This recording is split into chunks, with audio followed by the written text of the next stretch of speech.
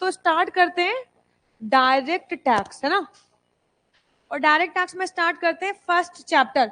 आप थोड़ी देर, आधे पौन घंटे के लिए शांति से हमें सुनेंगे, फिर उसके बाद 45 मिनट बीत जाएंगे, फिर थोड़ा बहुत छूट देंगे यार, है ना तुम लोगों को। चलो यार, हम क्या करें यार, इस लड़की को क्या करें यार, हम लिटरली ना यार। अभिनव,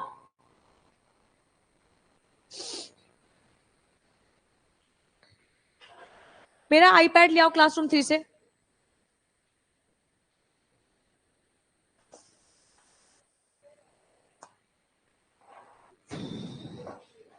तुम वहां क्यों बैठी हो, इतना पीछे जाके क्यों बैठी हो?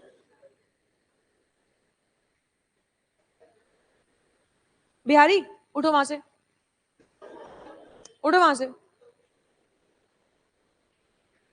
पीछे नहीं बैठोगे? आओ, उसे आगे बिठाएं।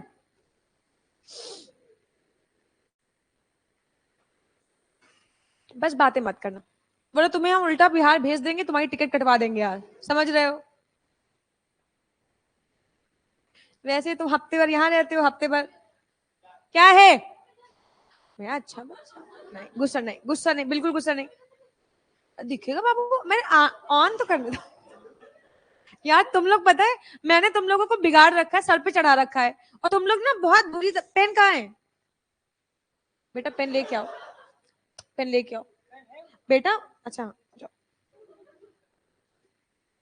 पता है तुम लोगों को मैंने बिगाड़ रखा है, और तुम लोग मेरे सर पे चढ़ चुके हो अब। और डांट दूंगी मैं तुम लोगों को, एकदम सख्त हो जाऊंगी सर की तरीके से।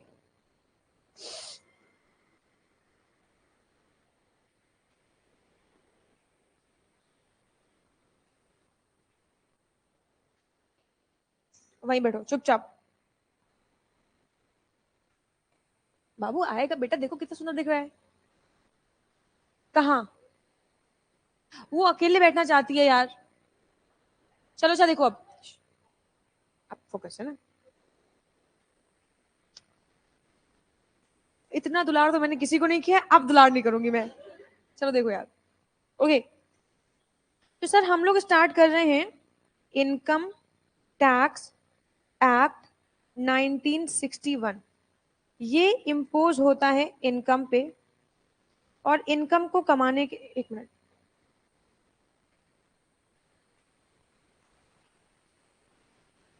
ओके, हम लोग पढ़ रहे हैं इनकम टैक्स एक्ट 1961। ये इम्पोज होता है इनकम पे, और इनकम को कमाने के हमारे पास बेसिकली 5 तरीके होते हैं जिनसे हम इनकम को अर्न करते हैं। कोई हेड होती है जिसका नाम है सैलरी, दूसरी हेड है हाउस प्रॉपर्टी, तीसरी है capital gain, PG, BP, capital gain and other sources.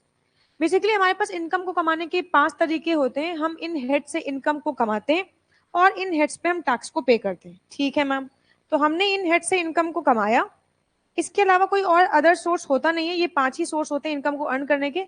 In 5 sources से हम इनकम को अर्न करते हैं, और इनकम को अर्न करने के बाद जो हमारे पास इनकम आती है, इसको हम लोग बोलते हैं ग्रॉस टोटल इनकम। इससे हम लोग लेस करते हैं डिडक्शन। जब चैप्टर हम टैक्स आगे पढ़ेंगे तो बात करेंगे डिडक्शन की। डिडक्शन लेस करने के बाद जो अमाउंट आता है, इसको हम लोग बोलते हैं टोटल इनकम, और हम लोग टोटल इनकम पे करते हैं टैक्स। ठीक है, तो हमें यहाँ पे टैक्स को पे करना होता है। फिर से देखो सर, हम लोग पढ़ रहे हैं इनकम टैक्स एक्ट 1961। ये इम्पोज होता है इनकम पे, और इनकम को कमाने के हमारे पास ये 5 तरीके हैं। इन 5 तरीकों से ही कोई भी व्यक्ति विशेष इनकम को अर्न कर सकता है, और अल्टीमेटली इन 5 सोर्सेस से इनकम को अर्न करने के बाद हम अपनी टोटल इनकम को कंप्यूट करते हैं, और इस टोटल इनकम पे हम लोग पे करते हैं टैक्स। ठीक है मैम। अच्छा, आप सुनेंगे ध्यान से, ये इनकम कौन कमाता है? तो ये इनकम कमाते हैं पर्सन। ठीक है मैम, ये पर्सन इनकम टैक्स में कितने पर्सन है? तो सेक्शन 2 क्लॉज 31 में डिफाइन किया गया पर्सन को, और कहा गया बेसिकली हमारे पास 7 पर्सन होते हैं। Individual, Hindu undivided family, company, firm, association of person या बॉडी ऑफ इंडिविजुअल भी कह सकते हो, local authority and artificial judicial person. तो बेसिकली इनकम टैक्स में हम इन 7% के बारे में पढ़ेंगे। ये 7% इन 5 सोर्सेज से इनकम को अर्न करते हैं, एंड एट लास्ट इस इनकम पे टैक्स पे करते हैं ना। अल्टीमेटली हम लोग डीटी स्टार्ट कर रहे हैं, और डीटी में हमारे को क्या सीखना है? हम यहाँ तक सीखेंगे डीटी में कि हमें लास्ट मतलब मैं आपको पूरा ये बैच पढ़ाऊंगी तो इसमें मेरे को अंत तक यही सिखाना है कि how to compute total income और उस टोटल इनकम पे टैक्स कैसे कंप्यूट करते हैं और टैक्स कैसे पे करते हैं। आई बात समझ में? जब आपको ये सारी चीजें आ जाए, टोटल इनकम को कंप्यूट करना आ जाए, उस टोटल इनकम पे टैक्स को कैलकुलेट करना आ जाए और टैक्स को पे करना आ जाए, तो इसका मतलब है फाइनली हमारा डीटी का कॉन्सेप्ट खत्म हो गया यहाँ पे। आई बात समझ में? अच्छा, फिलहाल तो आज तो कुछ और बात करने वाले हैं। ओके, एक बार फिर से देखो, हम लोग पढ़ रहे हैं इनकम टैक्स एक्ट 1961। ये इम्पोज होता है इनकम पे और इनकम को कमाते हैं पर्सन, और ये 5 हेड से किसी भी हेड से इनकम कमा सकते हैं, 5 हेड से इनकम को कमा सकते हैं। अल्टीमेटली इन 5 हेड्स की इनकम को सम अप करेंगे एंड सम अप करने के बाद उस पर टैक्स कंप्यूट करेंगे और ये टैक्स पे करेंगे। अब अगर मैं टैक्स पे करने की बात करती हूँ तो टैक्स को अब ये इतने सारे पर्सन है, बहुत सारे पर्सन है। अच्छा, ये सारे के सारे पर्सन क्या करते होंगे? इनकम कमाते होंगे और टैक्स को पे करते होंगे। तो हमारे वहां हिंदुस्तान में जो टैक्स हम पे करते हैं वो हमारे रेजिडेंशियल स्टेटस के हिसाब से होता है, यानी टैक्स इंसिडेंस जो होता है कि कितना टैक्स मेरे ऊपर अट्रैक्ट कर रहा है, मेरी कौन कौन सी इनकम टैक्सेबल होएगी, ये चीज डिपेंड करती है मेरे रेजिडेंशियल स्टेटस पे। आई बात समझ में? तो हम लोग ऑफकोर्स आज की क्लास में हाउ टू कंप्यूट इनकम ये नहीं सीख रहे हैं, how to compute total income ये भी नहीं सीख रहे हैं। हम लोग सीखने जा रहे हैं how to determine residential status, क्योंकि बेसिकली हमारे रेजिडेंशियल स्टेटस के हिसाब से ही हमारे ऊपर टैक्स अट्रैक्ट करता है। अगर मैं हिंदुस्तान में रहती हूँ, हिंदुस्तान की सर्विसेज को यूटिलाइज करती हूँ, तो जितना मैं हिंदुस्तान में रह रही हूँ, हिंदुस्तान की सर्विसेज को यूटिलाइज कर रही हूँ, उसी के बेसिस पे मुझ पर टैक्स अट्रैक्ट करेगा। अगर मैं हिंदुस्तान में रह ही नहीं रही हूँ, मान लो मैं हूं तो इंडियन सिटीजन, बट मैं आउटसाइड इंडिया रह रही हूँ, इंडिया में रह ही नहीं रही हूँ, तो शायद मेरे ऊपर टैक्स अट्रैक्ट ना करे, या फिर मैं आ रही हूँ और जा रही हूँ तो उसके हिसाब से टैक्स अट्रैक्ट करेगा। आई बात समझ में? तो जो टैक्स इंसिडेंस है वो कैसे लगता है हमारे ऊपर? हमारे रेजिडेंशियल स्टेटस के हिसाब से। तो ना आज की क्लास में हम लोग देखेंगे रेजिडेंशियल स्टेटस, है ना।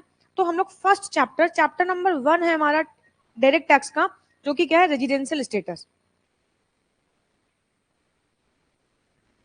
रेजिडेंशियल स्टेटस आ जाओ। अब अगर मैं रेजिडेंशियल स्टेटस की बात करूं, यानी कि मैं अब रेजिडेंशियल स्टेटस की अगर मैं बात करूं तो हर एक पर्सन का अलग अलग रेजिडेंशियल स्टेटस होएगा।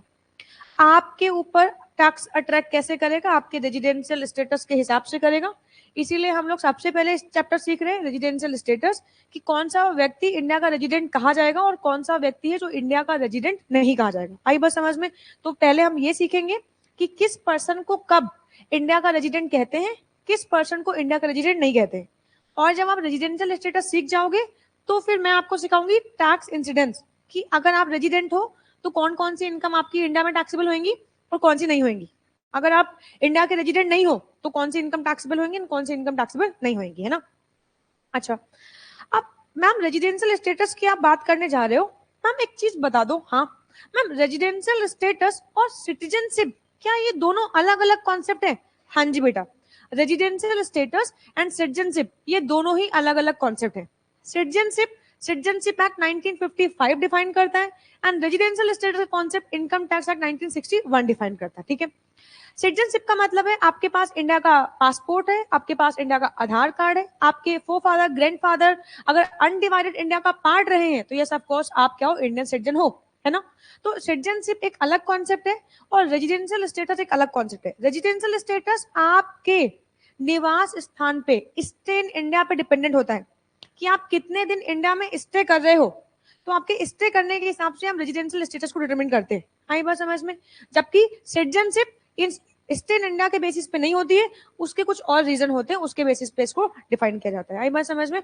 ओके, तो रेजिडेंशियल स्टेटस का मतलब है स्टे इन इंडिया, आपका स्टे इन इंडिया कहाँ पे, ठीक है ना। स्टे इन इंडिया मतलब आप कितना इंडिया में स्टे कर रहे हो, आपका स्टे कहाँ पे है। आई बात समझ में? तो बेसिकली हम आपका हिंदी में अगर हम बात करें तो हम आपका निवास स्थान देख रहे हैं। आई बात समझ में? और टैक्स कैसे लगता है? हमारे निवास स्थान के बेसिस पे लगता है। यानी कि टैक्स क्या है? टैक्स जैसे फॉर एग्जांपल मान लो मैं आपको सर्विसेज दे रही हूँ, इसके बदले में आपने मुझे फीस पे करी है, अच्छा, ऐसे ही गवर्नमेंट ऑफ इंडिया हमें बहुत सारी सर्विसेज देती है। ऐसे ही गवर्नमेंट ऑफ इंडिया हमारे को बहुत सारी सर्विसेज देती है, जैसे रोड यूज कर रही है, हम ब्रिज यूज कर रहे हैं, इंफ्रास्ट्रक्चर यूज कर रहे हैं, तो इन सभी को यूज करने के बदले में हम ऑफकोर्स गवर्नमेंट ऑफ इंडिया को क्या करते हैं, कुछ ना कुछ टैक्स पे करते हैं। आई बात समझ में? तो जितना मैं इन सर्विसेज को यूटिलाइज करूंगी, जितना मैं गवर्नमेंट ऑफ इंडिया की सर्विसेज लूंगी, उसी के हिसाब से मेरा टैक्स मेरे ऊपर अट्रैक्ट करेगा। आई कहानी समझ में? चलो तो स्टार्ट करते हैं। सर, रेजिडेंशियल स्टेटस की अगर मैं बात करूं तो ऑफकोर्स मेरे पास पर्सन है 7, तो हम ऑफकोर्स एक एक पर्सन का रेजिडेंशियल स्टेटस देखेंगे, है ना। तो सबसे पहले हमारे पास आ रहा है इंडिविजुअल, तो हम लोग सबसे पहले देखेंगे इंडिविजुअल का रेजिडेंशियल स्टेटस। ठीक है, आ जाओ। मैम, इस चैप्टर में कितने सेक्शन कवर होंगे? इस चैप्टर में हम लोग सेक्शन 5 to 9 कवर करेंगे। मैम, सेक्शन याद करना है क्या? ऑफ कोर्स इनकम टैक्स के हमें सारे सेक्शन याद करने हैं, क्योंकि आपके एग्जाम में सेक्शन से भी डायरेक्ट क्वेश्चन आ जाते हैं, है ना। तो सेक्शन हमें याद करने, ठीक है। 5 to 9 सेक्शन हमें याद करने। मैम, सेक्शन 1 नहीं बताया। सेक्शन 1 एप्लीकेबिलिटी का होता है। मोस्ट ऑफ द एक्ट का सेक्शन 1 एप्लीकेबिलिटी के बारे में ही बात करता है। और अगर मैं बात करूं इस एक्ट की, तो ये एक्ट एप्लीकेबल होता है होल ऑफ इंडिया पे, है ना। यानी हम लोग हमारे सिलेबस में जितने भी एक्ट पढ़ते हैं, मोस्ट ऑफ द एक्ट का सेक्शन 1 एप्लीकेबिलिटी के बारे में बात करता है। तो इनकम टैक्स 1961 का सेक्शन 1 एप्लीकेबिलिटी के बारे में बात करेगा, एंड ये एक्ट एप्लीकेबल होएगा होल ऑफ इंडिया पे, ठीक है। इसके अलावा सेक्शन 2 आप सबको पता है, जो लोगों ने मुझसे फाउंडेशन पढ़ रखा है, पहले से पढ़ रखा है, उन्हें पता है। सेक्शन 2 डेफिनेशन की बात करता है, तो इनकम टैक्स का सेक्शन 2 डेफिनेशन के बारे में बात करेगा। सेक्शन 3 प्रीवियस ईयर के बारे में, ये मैं थोड़ी देर में इसी चैप्टर में कवर करूंगी। सेक्शन 4 कंप्यूटेशन का है, हाउ टू कंप्यूट इनकम, ये मैं सबसे लास्ट में आप लोगों को बताऊंगी। आई बात समझ में? एंड 5 to 9 हम यहाँ पे कर रहे हैं, ठीक है ना यार। तो इस तरीके से आप सेक्शन में याद करेंगे। 1 applicability, 2 definition, 3 previous year, 4 computation, 5 to 9 residential status. आई बात समझ में? आगे बढ़ते जाएंगे, सेक्शन याद करते जाएंगे, ठीक है। इतनी कहानी समझ में आ रही है? आगे बढ़ते हैं। अब से बात करें रेजिडेंशियल स्टेटस किसका? इंडिविजुअल का। इंडिविजुअल का। अब एक इंडिविजुअल को हम कब मानेंगे रेजिडेंट और कब मानेंगे नॉन रेजिडेंट? देखो, अगर एक इंडिविजुअल होएगा, वो या तो रेजिडेंट होएगा या तो वो नॉन रेजिडेंट होएगा। अब अगर मैं रेजिडेंट की बात करती हूँ, तो रेजिडेंट की बात करती हूँ कि कब एक इंडिविजुअल को हम रेजिडेंट इंडिया मानेंगे। तो ऑफकोर्स इसके स्टे की बात हम लोग कर रहे हैं। हाँ जी मैम, स्टे की बात कर रहे हैं। चलो एक मिनट।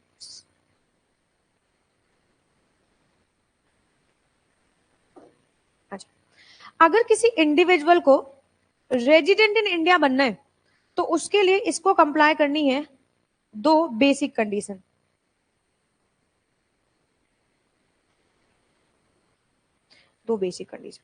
अब ये 2 बेसिक कंडीशन क्या है?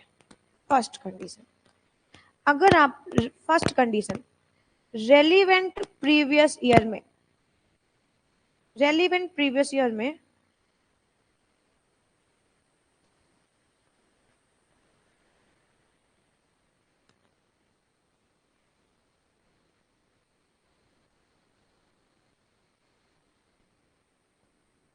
अगर आप रेलिवेंट प्रीवियस ईयर में 182 days or more stay in India करते हो, तो आप रेजिडेंट इन इंडिया माने जाओगे। तो फर्स्ट कंडीशन हमारे लिए ये है। अच्छा, सेकंड कंडीशन क्या है मैम? सेकंड कंडीशन है, अगर रेलिवेंट प्रीवियस ईयर में 60 डेज और मोर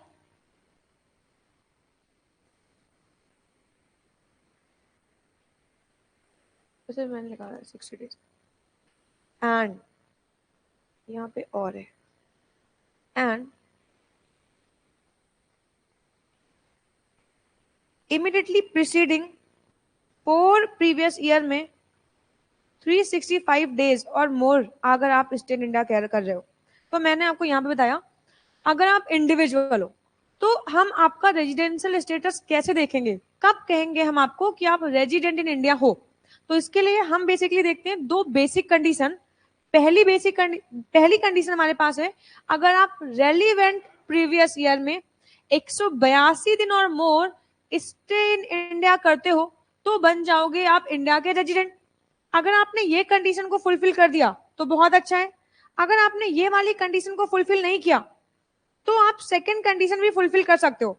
और सेकंड में हमारे पास दो बातें, रेलिवेंट प्रीवियस ईयर में आपको 60 डेज और मोर रहना है, and immediately preceding 4 previous year में आपको रहना है 365 दिन या मोर। अगर आप पहली कंडीशन नहीं करते तो सेकंड कंडीशन कंप्लाई कर दो, एंड अगर आप सेकंड कंडीशन कंप्लाई करते हो तो आप बन जाओगे रेजिडेंट इन इंडिया। अब मुद्दा ये आता है यार, यहाँ पे दो शब्दों का मतलब यूज किया गया, रेलिवेंट प्रीवियस ईयर या प्रीवियस ईयर, तो आखिर में ये क्या है जरा देख लेते हैं हम, है ना। तो मैंने अभी अभी आपसे कहा था इनकम टैक्स का सेक्शन 3 बात करता है प्रीवियस ईयर के बारे में, एंड प्रीवियस ईयर क्या होता है यार, यहाँ पे देखो प्रीवियस ईयर, मान लो हमारे लिए जो फाइनेंशियल ईयर है वो है 23-24, हमारे लिए जो फाइनेंशियल ईयर वो क्या है, अभी क्या चल रहा है 23-24, यानी कि 1 अप्रैल 2023 से ये फाइनेंशियल ईयर स्टार्ट हुआ होगा, एंड 31 मार्च 24 तक ये फाइनेंशियल ईयर रहेगा। अच्छा, इसका मतलब यहाँ पे, अब देखो यहाँ पे हम क्या करते हैं, हम इस फाइनेंशियल ईयर में इनकम को अर्न करते हैं, और इस पे जो टैक्स है हम कब पे करते हैं, 24-25 में। तो फाइनेंशियल ईयर 23-24 में हम इनकम को अर्न करते हैं, और फाइनेंशियल ईयर 24-25 में हम इस इनकम पे टैक्स देंगे। एंड प्रीवियस ईयर की डेफिनेशन लिखी हुई है, असेसमेंट ईयर के ठीक पहले जो ईयर होगा वो प्रीवियस ईयर होगा। अच्छा, 23-24 में इनकम को अर्न करेंगे, उस इनकम पे टैक्स कब पे करेंगे, 24-25 में।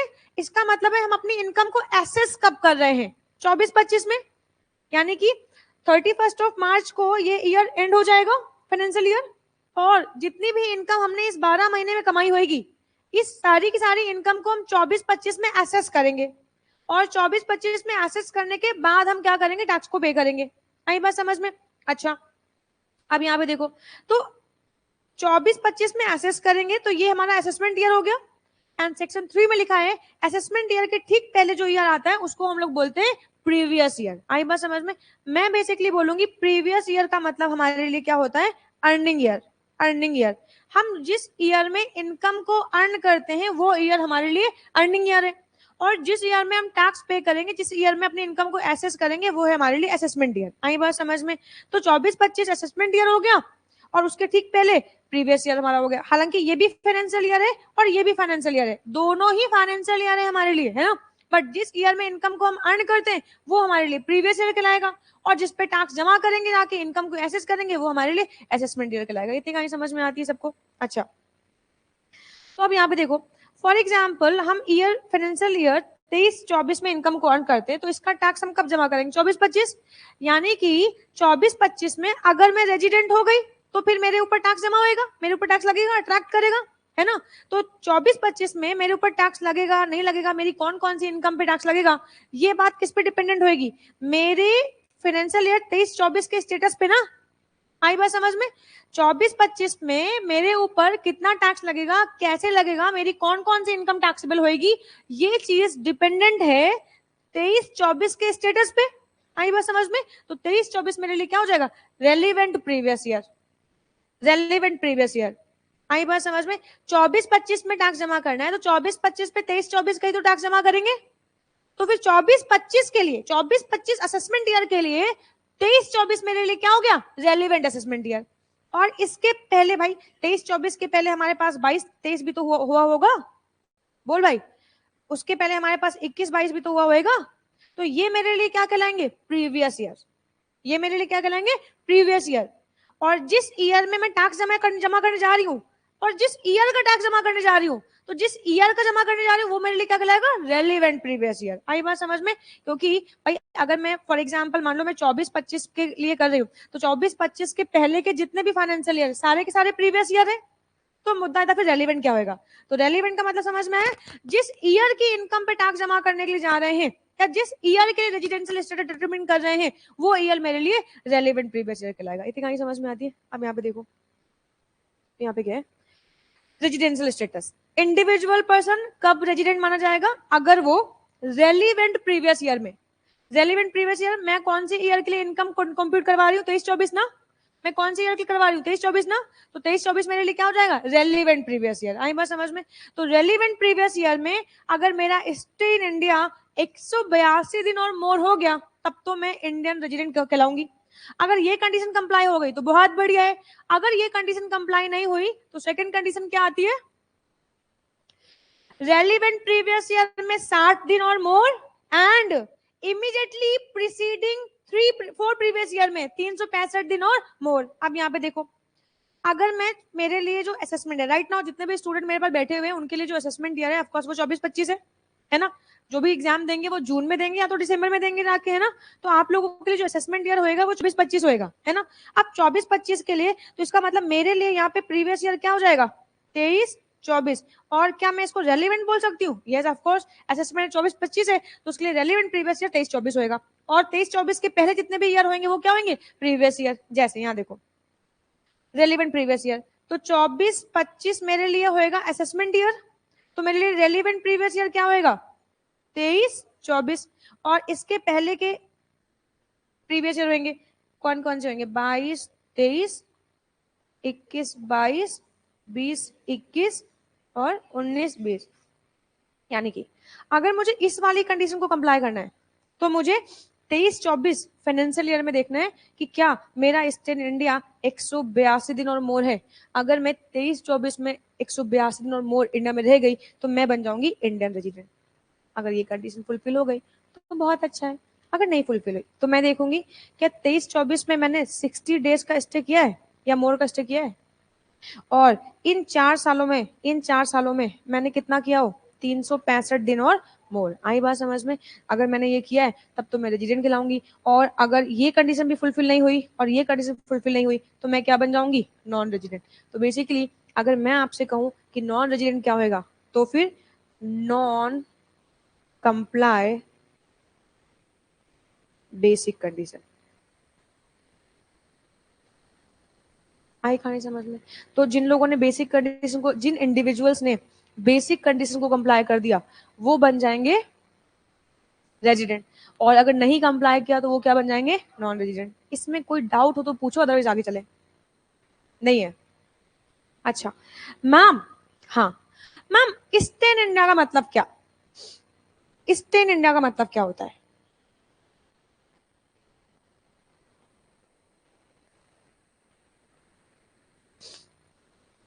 हमारा भारत है, ईस्ट इन इंडिया का मतलब क्या है मैम? आज मैं मान लो जम्मू एंड कश्मीर में हूं, कल मैं कन्याकुमारी में हूं, उसके बाद मैं यहाँ पे गुजरात में हूं, कभी मैं एपी में हूं। तो मैम आज मैं ऊपर, कल मैं नीचे, परसों मैं इधर, फिर मैं उधर। तो मैम मैं तो मूवमेंट करता रहता हूँ, कहीं एक जगह स्थिर होके ही नहीं रह रहा हूँ। तो मेरे लिए क्या होगा ईस्ट इन इंडिया, क्या मैं पूरी इंडिया में लगातार कंटिन्यूअसली मूवमेंट कर रहा हूँ, क्या मैं इंडिया में ही स्टे कर रहा हूँ, क्या ये कहा जाएगा? Yes of course. Stay in India का मतलब आप अगर इंडिया की बाउंड्री लाइन में हो तो इसका मतलब है आप इंडिया में हो, है ना। आप चाहे आप आज जम्मू एंड कश्मीर में हो और कल कन्याकुमारी में हो, परसों गुजरात में, उसके बाद एपी में हो, उससे कोई फर्क पड़ने वाला नहीं है। बस आप इंडिया की बाउंड्री लाइन के अंदर हो तो ये सब कुछ हम कह सकते हैं कि आप स्टे इन इंडिया कर रहे हो। अच्छा सुनेंगे ध्यान से, मान लो ये अपना इंडिया है, अच्छा, और ये ना इंडियन ओशियन है,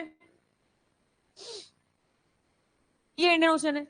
और मैम मान लो फॉर एग्जाम्पल ना मैं इंडियन वाटरवेज में हूँ, इंडियन वाटरवेज में हूँ, क्या मैं इंडिया में हूँ, क्या ये कंसिडर किया जाएगा? Yes of course. आपको बता दूं, इंडिया की इस बाउंड्री लाइन से अगर मैं 12 नॉटिकल माइल्स तक इंडियन वाटर्स में जाऊं तो ये 12 नॉटिकल माइल्स तक ये इंडिया की ही बाउंड्री लाइन है, और मैं इस बाउंड्री लाइन में, इस 12 नॉटिकल माइल्स में कहीं पे भी स्टे करूं, कहीं पे भी रुकूं, यस ऑफ कोर्स मेरा स्टे इन इंडिया ही कहलाएगा। आई बात समझ में? मेरा स्टे इन इंडिया ही कहलाएगा, मैं स्टे करूंगा इंडिया में ही। आई बात समझ में? मान लो फॉर एग्जाम्पल मैं ना, मेरा मछली का व्यापार है, मैं यहीं पे, मेरी एक छोटी सी बोट है, मैं यहाँ पे बोर्ड लगा के यहाँ पे मछलियां पकड़ रही हूँ, मछलियां पकड़ रही हूँ, और ये मछलियां पकड़ के मैं जाके ना यहाँ पे जाके बेच देती हूँ, और ये मछलियों को बेचने से जो मेरी इनकम हो रही है, क्या लगता है कि क्या मैं ईस्ट इंडिया माना जाऊंगा और ये इनकम पे इंडियन गवर्नमेंट टैक्स लेगी? The answer is yes, Indian government he tax लेगी, आप ईस्ट इंडिया ही माने जाओगे। आई बात समझ में?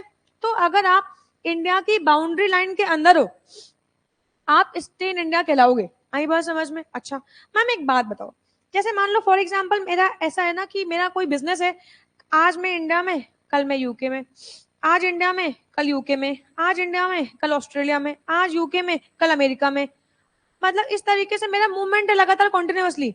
तो क्या इस बेसिस पे भी मुझे स्टे इन इंडिया कहा जाएगा? Yes of course.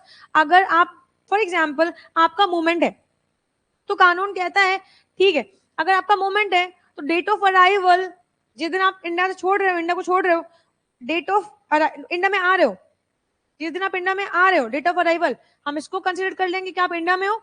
Date of departure, जिस दिन आपने इंडिया को छोड़ा, हम उसको भी कंसिडर करेंगे। आई बात समझ में?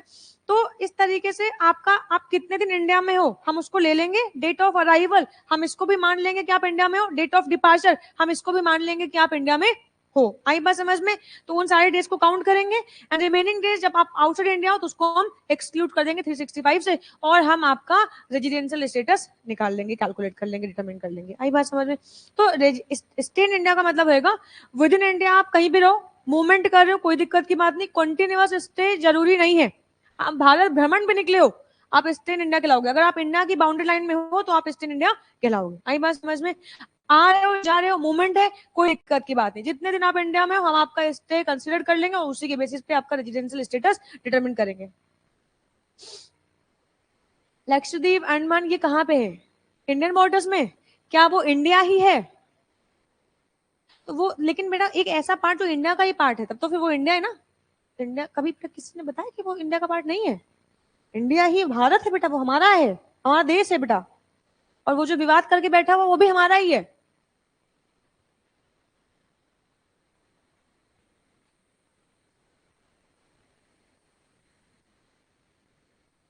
पॉलिटिकल मुद्दे बाद में डिस्कस करेंगे यार।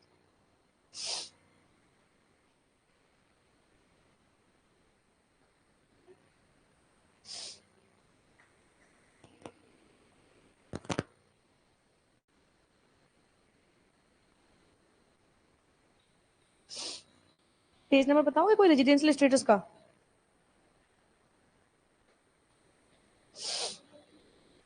हम्म,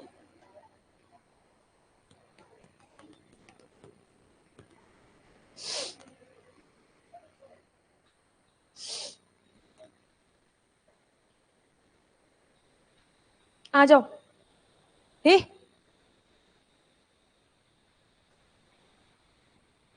इतनी सी ढील दो बस, खाली इतनी सी ढील। आ जाओ।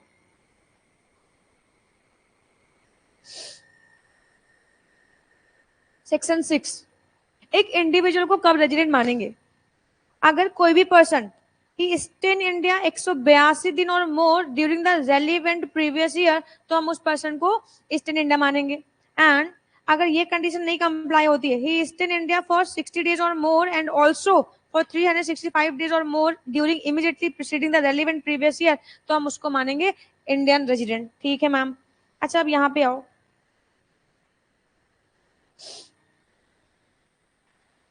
The term stay in India, stay in India का मतलब क्या है? तो stay in India includes stay in the territorial waters of India, इसको भी कंसीडर कर लेंगे, और 12 नॉटिकल माइल्स तक ये हमारा इंडिया का बाउंड्री लाइन ही कहलाएगा। Even the stay in a ship or boat in the territorial waters of India shall be considered to be stay in India। आई बात समझ में?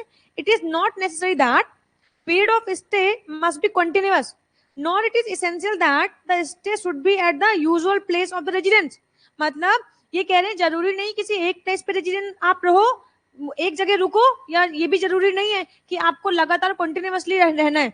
आप आ रहे हो जा रहे हो उसको भी कंसीडर कर लेंगे, ठीक है ना यार। और अगर आप पूरे इंडिया में कहीं भी मूवमेंट कर रहे हो इसको भी कर लेंगे। बोल भाई इतनी कहीं समझ में आती है? ठीक है मैम, ये समझ में आ गया। For the purpose of counting the number of days east in India, both the date of departure as well as the date of arrival shall also be considered। आई कहानी समझ में? चलो तो इतनी कहानी तो मैं समझ में आ गई कि ठीक है मैम रेजिडेंट पर्सन कब बनेगा, इतनी कहानी समझ में आ गई। इसमें लिखा कोई शब्द जो समझ में ना आ रहा हो पूछो, पूछो वरना मैं पूछती हूँ। रेलिवेंट प्रीवियस ईयर सब समझ में आ गया। चलो तो फिर हम आगे की बात कर ले, फिर पूछते हैं, है ना।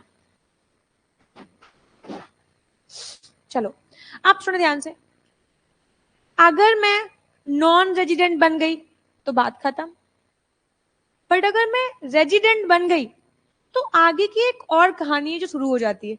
अगर मैं रेजिडेंट इन इंडिया हो गई तो फिर मैं चेक करूंगी कि मैं रेजिडेंट एंड ऑर्डिनरी रेजिडेंट हूं या सिर्फ रेजिडेंट हूं। जैसे रेजिडेंट का मतलब आप भारत के निवासी हो गए, तो हम देखेंगे आप सिर्फ निवासी हो या भारत के मूल निवासी हो। तो मूल निवासी को इंग्लिश में बोलते हैं रेजिडेंट एंड ऑर्डिनरी रेजिडेंट। तो अगर आप रेजिडेंट हो गए हो तो हम चेक करेंगे आप ROR हो या resident but not ordinary resident हो, यानी RNOR हो। आई बात समझ में। अगर मैं ROR कहूं तो समझ में आ रहा है तुम लोगों को, RNOR कहूं तो समझ में आ जाएगा। चलो तो अगर मैं रेजिडेंट हो गई तो फिर मैं आगे की कहानी चेक करूंगी कि मैं क्या हूं। मैं ROR हूं, रेजिडेंट एंड ऑर्डिनरी रेजिडेंट, या फिर मैं हूं RNOR, resident but not ordinary resident. ठीक है, अच्छा आ जाओ। अब ROR के लिए क्या है, ROR के लिए दो है एडिशनल कंडीशन, और अब यहाँ पे एडिशनल कंडीशन है दो हमारे पास। ठीक है, तो आ जाओ, ये आ गई हमारे पास एडिशनल कंडीशन। पहली एडिशनल कंडीशन है आपके लिए,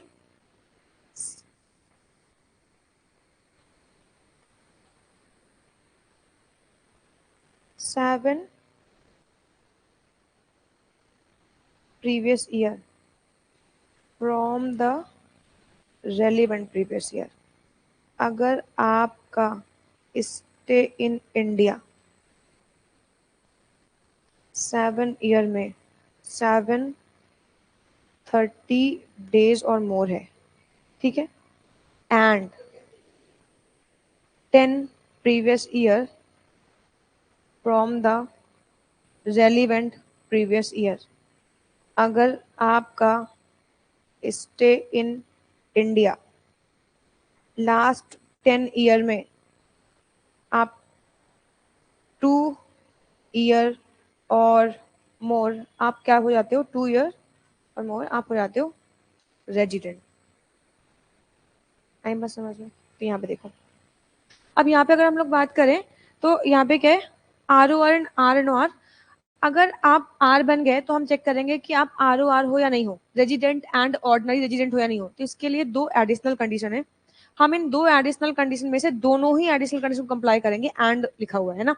तो क्या है, 7 प्रीवियस ईयर में अगर 730 डेज और मोर अगर आप स्टे इन इंडिया कर जाते हो, 7 ईयर में 730 days or more, and 10 previous year में कोई भी 2 प्रीवियस ईयर अगर आप रेजिडेंट बन जाते हो, तो फिर फाइनली आप क्या बन जाओगे, रेजिडेंट एंड ऑर्डिनरी रेजिडेंट। और अगर इसमें से इन दोनों में से कोई एक कंडीशन कंप्लाई करी और एक कंप्लाई नहीं करी तो आप बन जाओगे RNOR, क्योंकि ROR बनने के लिए आपको दोनों ही कंडीशंस को कंप्लाई करना है। आई बात समझ में। तो ये दोनों ही कंडीशंस आपको कंप्लाई करनी। चलो आ जाओ, एक बार फिर से देखो, हम पढ़ रहे हैं रेजिडेंशियल स्टेटस इंडिविजुअल का। कोई भी इंडिविजुअल रेजिडेंट इन इंडिया कब माना जाएगा, जब वो रेलिवेंट जब वो बेसिक कंडीशन में से कोई भी एक बेसिक कंडीशन को कंप्लाई करे तब वो बनेगा रेजिडेंट, और उसके बाद बनेगा ROR, resident and ordinary resident. तो रेजिडेंट बनने के लिए दो बेसिक कंडीशन है, कोई भी एक कंप्लाई करोगे तो आप बन जाओगे रेजिडेंट। पहली कंडीशन क्या है, रेलिवेंट प्रीवियस ईयर में stay in India 182 days or मोर, तो आप बन जाओगे रेजिडेंट। अच्छा मान लो ये कंडीशन कंप्लाई नहीं होती तो सेकंड क्या है, रेलिवेंट प्रीवियस ईयर में 60 days or more and immediately preceding 4 previous year में 365 डेज और मोर, अगर स्टे इन इंडिया हो तो ये सब कोर्स आप रेजिडेंट कहलाओगे ना। एंड स्टे इन इंडिया का मतलब आपको बता दिया है, कंटिन्यूअसली नहीं है तब भी कोई दिक्कत की बात नहीं, एक जगह नहीं स्टे तब भी कोई दिक्कत की बात नहीं, बट बाउंड्री लाइन के आपको अंदर होना है, ठीक है ना यार। अच्छा, आप अगर आर बन गए तो फिर देखेंगे कि आप आर ओ आर हो या आर एन ओ आर हो। तो आर ओ आर के लिए क्या चाहिए, दो एडिशनल कंडीशन। पहली एडिशनल कंडीशन क्या है, 7 ईयर में 730 days or more stay in India, and 10 year में 2 ईयर रेजिडेंट, तब फाइनली आप बनोगे आर ओ आर। अदरवाइज आप क्या कहलाओगे, आर एन ओ आर। बोल भाई, इतनी कहानी समझ में आती है। चलो, तो ये कहानी तो हो गई, अब इस पे कुछ क्वेश्चन कर लेते हैं। चलो मुझे एक बात बताओ, मान लो एक पर्सन है जिनका नाम स्मिथ है। स्मिथ का जन्म होता है 2002 में और ये ऑस्ट्रेलिया के निवासी है, लेकिन ये हर साल इंडिया आ रहे हैं 100 दिन के लिए। यानी कि 2002 से, जब से इनका जन्म हुआ है तब से लेके आज तक ये हर साल 100 डेज के लिए इंडिया आते हैं, 100 डेज के लिए इंडिया आते हैं। मुझे आपसे ये जानना है कि मिस्टर स्मिथ जो है वो आर होंगे या एन आर होंगे। और अगर एक मिनट रुक जा भाई, अगर आर हो गए तो ये आर ओ आर है या आर एन ओ आर है। चलो कैलकुलेट नहीं करोगे यार, आर एन ओ आर है, कैसे हो गया।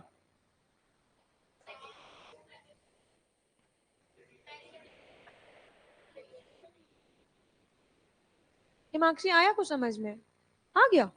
क्या बात कर रहे हो यार, खान साहब आ गया। खान साहब कैसे, मतलब मैं समझ नहीं पाई, ये मिस्टर स्मिथ रेजिडेंट कैसे बन गए। क्यों हंस रहे हो यार उसके ऊपर यार, इतना इतना, हाँ हाँ।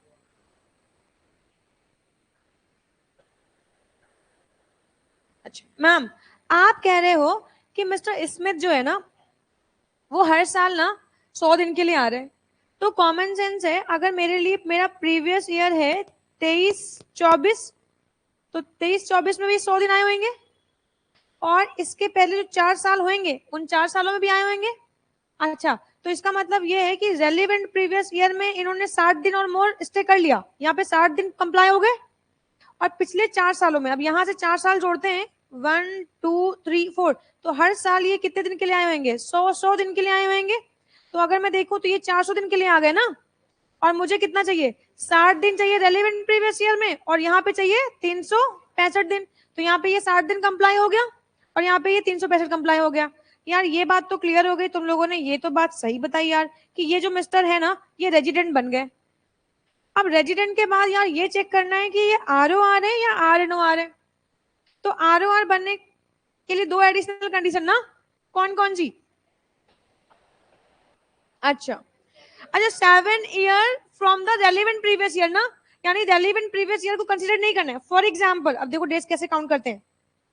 अगर मैं प्रीवियस ईयर 23-24 के लिए काउंट कर रही हूँ तो यहाँ पे तो वो 60 दिन या 182 दिन जो भी होगा वो देखेंगे।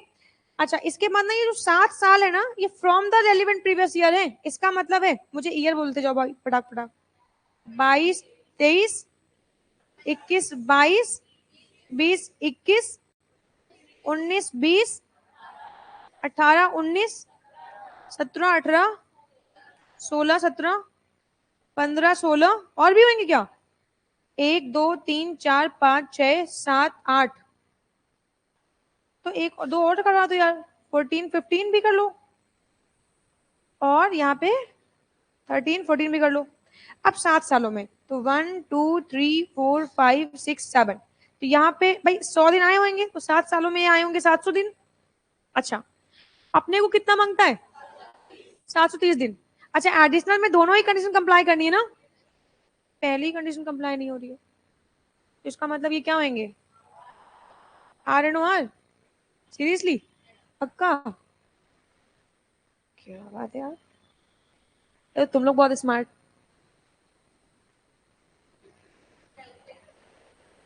कैलकुलेटर भी नहीं छुआ था, इतने स्मार्ट बच्चे मिले, हे भगवान, हे भगवान। चलो, इलस्ट्रेशन 1, प्रीवियस ईयर 23-24 में अगर कोई, यहाँ पे क्या है क्वेश्चन में देखो, determine the residential status of Mister X. For the assessment year 24-25 who stay during various financial year are as under. तो 23-24 में ये अब इनको कौन से दिन के लिए बताना है, मान लो 23-24 के लिए बताना है। अब 23-24 में बताओ ये रेजिडेंट होंगे कि नहीं होंगे।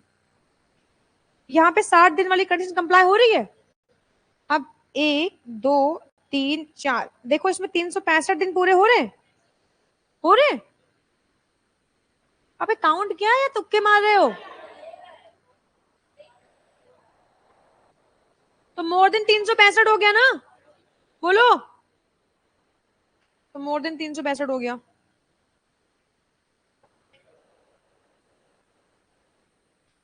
आ जाओ। तो इसका मतलब है 23-24 के लिए मिस्टर एक्स क्या हो गए, रेजिडेंट हो गए। आप चेक करो ये आर ओ आर है या नहीं है, जल्दी से मुझे चेक करके बताओ। भाई चेक तो कर भाई ब्रो। पहले तो 7 सालों में, इस साल इस ईयर को छोड़ के 1 2 3 4 5 6 7, देखो कैलकुलेट करो 7 सालों में 730 दिन हुए। हाँ तो चलिए 700 730। वाह वाह, पहली कंडीशन कंप्लाई हो गई ना। अब सेकंड क्या है, कोई भी 10 सालों में 2 साल रेजिडेंट, तो 10 सालों के लिए 7 थे, 8 8 9 10। देखो इसमें कोई 2 साल में कोई 2 साल रेजिडेंट बन रहे हैं इस वाले को छोड़ के, इसमें तो हो गए ना।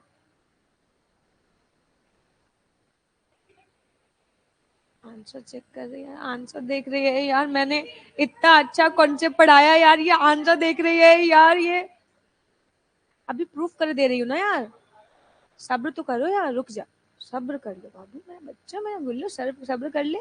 और देख मुझे तो क्वेश्चन सिखाना है, करना ना, आप लोगों को आंसर नहीं मिलेगा एग्जाम में, एग्जाम में तो खुद ही करना पड़ेगा ना। यहाँ पे देखो बाबू, 23-24 में तो रेजिडेंट थे, लेकिन 10 सालों में इसको काउंट नहीं करते ना। अच्छा आप देखो, यहाँ पे देखो 22-23 में तो 182 दिन वाली कंडीशन कंप्लाई हो गई ना, तो 22-23 में भी रेजिडेंट बन गया। अब यार मुझे भी, अब देखो यहाँ पे, यार यहाँ पे देखते तो यहाँ पे 60 दिन तो कंप्लाई हो गए, 1 2 3 4, देखो क्या 365 दिन हुए क्या, कहीं भी काउंट करोगे 365 दिन अब कंप्लाई नहीं करेंगे। आई बात समझ में। तो इसीलिए कंडीशन क्या थी आर ओ आर के लिए, दो कंडीशन थी। आपको क्या करना है, 7 ईयर में 730 डेज, तो इस वाले क्वेश्चन में ये वाली कंडीशन कंप्लाई कर गई है ना बेटा। बट बेटा ये वाली कंडीशन कंप्लाई नहीं हो पा रही है, 10 साल में एक ही साल ये रेजिडेंट रहा, बाकी साल ये नॉन रेजिडेंट हो गया, इसीलिए ये क्या होगा, आर होगा, रेजिडेंट होगा, बट नॉट ऑर्डिनरी रेजिडेंट। समझ में आया, पूछो कोई डाउट हो तो। एक बार फिर से देखो बेटा, इसको अब कोई बोलेगा नहीं, 2 मिनट देखो बेटा। इस साल में 23-24 इनको के 24-25 असेसमेंट ईयर के लिए निकालना है, तो 23-24 प्रीवियस ईयर में यहाँ तो 60 दिन हो गए और यहाँ पे 365 दिन हो गए, तो ये रेजिडेंट तो बन गया। अब मुझे देखना है आर ओ आर, तो आर ओ आर के लिए दो कंडीशन है ना, 7 सालों में 730 दिन। तो जब मैंने 7 सालों में 730 दिन निकाला, तो 1 1 2 3 4 5 6 7, जब आप यहाँ तक के डेज काउंट करोगे तो 730 आ जाएंगे एग्जैक्ट। तो यानी कि पहली कंडीशन तो कंप्लाई हो गई, बट दूसरी कंडीशन भी तो कंप्लाई करनी है, क्योंकि आर ओ आर बनने के लिए एंड लगा है ना, तो दोनों एक साथ कंप्लाई करने चाहिए। तो मुझे कोई 10 सालों में 2 साल रेजिडेंट चाहिए। अब यहाँ पे देखो 22-23 में तो ये रेजिडेंट हो गया, दूसरी कंडीशन नहीं पहली कंडीशन से, रेलिवेंट प्रीवियस ईयर में अगर 182 डेज और मोर अगर आप इंडिया में रह जाते हो तो आप क्या बन जाओगे, रेजिडेंट। तो यहाँ पे 182 दिन वाली कंडीशन से ये रेजिडेंट हो गया। बट बेटा अब कहीं पे 182 तो वैसे भी नहीं लगनी है, क्योंकि कहीं पे 91 है, कहीं 89 है, कहीं 90 है, तो इसमें इसका मतलब ये है कि इन ईयर्स में 182 डेज तो लगनी नहीं है। अब 60 वाली लगा दो, तो यार यहाँ पे देखो तो मैं 60 डेज तो काउंट हो गए, रेलिवेंट प्रीवियस ईयर 21-22 में 60 दिन रह गए, लेकिन अगर 1 2 3 4 काउंट करती हूँ तो 365 नहीं आएगा। अगर मैं यहाँ पे देखूं तो यहाँ पे भी 60 दिन रह गए, लेकिन 1 2 3 4 यहाँ पे 365 नहीं आएंगे।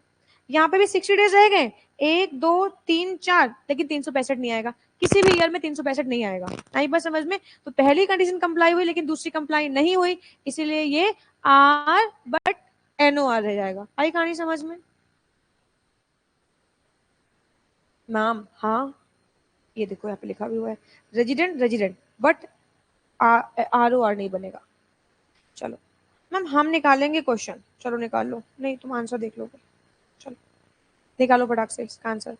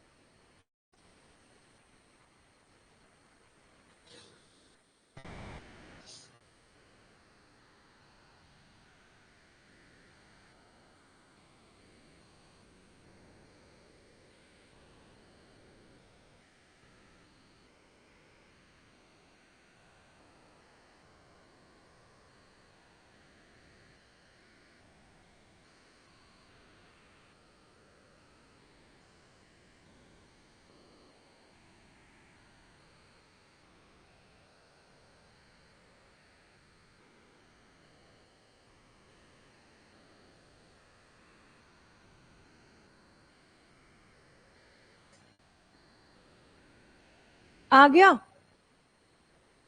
यार। 22, 23, 24 में, 23, 24 में 60 डेज, 1, 2, 3, 4, 365 हो गए।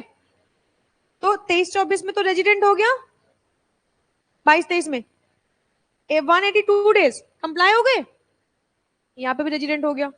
बट सिर्फ रेजिडेंट ही होगा, ROR नहीं होगा, क्योंकि 2 साल में 10 सालों में 2 साल रेजिडेंट कहीं नहीं बन पाएगा। मुझे डेटा दिख रहा है, आप लोग भी धीरे धीरे समझ जाओगे ये डेटा देख के, है ना, क्योंकि मुझे दिख रहा है। अच्छा कैलकुलेट दिखाऊं ना, दिखाऊं, दिखाती हूँ। जहाँ कितना है, यहाँ पे कितना, यहाँ पे तो हो गया रेजिडेंट, यहाँ पे भी हो गया। अब यहाँ पे देखो 60 दिन तो कंप्लाई हो गए, 1, 2, 3, 4 काउंट करो, 365 आएंगे। यहाँ पे भी 60 दिन कंप्लाई हो गए, 1, 2, 3, 4, 365 नहीं आएंगे। यहाँ पे भी 60 दिन हो गए, 1, 2, 3, 4, 365 नहीं आएगा। आई बात समझ में? इसीलिए 7 सालों में 730 दिन तो कंप्लाई कर जाएगा शायद, लेकिन 10 सालों में 2 साल रेजिडेंट नहीं बन पाएगा। ठीक है मैम? हाँ मैम, कोई बढ़िया क्वेश्चन कराओ जिसमें मजा आए। मैम ये तो बच्चों वाले क्वेश्चन है, आ जाओ बढ़िया क्वेश्चन करवाते हैं। सर सुने ध्यान से, पहला क्वेश्चन मैं करूंगी, मुझे करने देना। तो मैं कम से कम 5 से 7 क्वेश्चन करने का मौका दूंगी। आई बात समझ में? बट पहला क्वेश्चन मुझे करने दो, मुझे देख लो, ताकि दूसरे क्वेश्चन में गलती ना हो। ठीक है चलो यहां से स्टार्ट करते हैं, आ जाओ। देखो मैंने आप लोगों को पढ़ाया था कि ऑफकोर्स अगर कोई पर्सन है और वो स्टे इन इंडिया कर रहा है, फिर चाहे वो कश्मीर में रहे या कन्याकुमारी में रहे, चाहे इंडिया में रहे चाहे इंडिया से आए और जाए कंटिन्यूअसली, लेकिन अगर इंडिया से आ और जा रहा है तो डेट ऑफ अराइवल और डेट ऑफ डिपार्चर मानेंगे कि वो स्टे इन इंडिया ही कर रहा है, और उस दिन को हम कंसिडर करेंगे, है ना। ये क्वेश्चन है, यहाँ पे लिखा हुआ है Mister X and American citizen, America के सिटीजन है, and has come to India for the first time on 10/7/2019। पहली बार 2019 में ये इंडिया में आए। As an employee of the multinational company, the particulars of his arrival and departure are as given below. पहला question हमें करने देना, सेकंड में तुम्हें मौका पूरा दूंगी मैं, है ना। अब देखो, तो 10/7/2019 को आ गए। अच्छा, and determine is residential status for the previous year 19-20।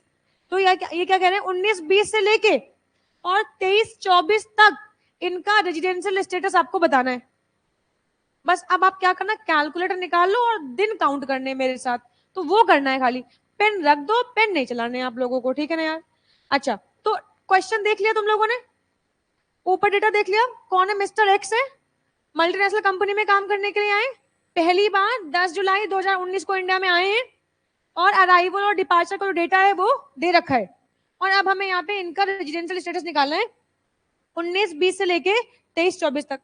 जब ऐसा क्वेश्चन आए तो आ जाओ, हमने क्या किया, 19-20 है ना, 19-20, 20-21, 21-22, 22-23, 23-24, बस 23-24 तक ना।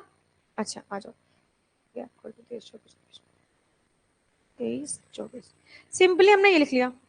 अच्छा फाइनेंशियल ईयर, ये फाइनेंशियल ईयर इनकम टैक्स में हम कहीं भी कैलेंडर ईयर की बात नहीं करते, हम हर जगह जहां पे भी ईयर लिखेंगे वो फाइनेंशियल ईयर होएगा। फाइनेंशियल ईयर 19-20 लिखा, इसका मतलब समझते हो? यस मैम, ये ईयर 1 अप्रैल 2019 को स्टार्ट हुआ होगा एंड 31 मार्च 2020 को एंड हो जाएगा। तो यानी कि हमारा दायरा क्या है, अप्रैल से लेके और मार्च तक हमें इसके डेज काउंट करने। पहली बार ये इंडिया में आया जुलाई में, तो इसका मतलब है अप्रैल में ये इंडिया में नहीं रहा होगा, मई में भी नहीं रहा होगा, जून में भी नहीं रहा होगा, जुलाई में आया होगा। और जुलाई कब आया, 10 को आ गया।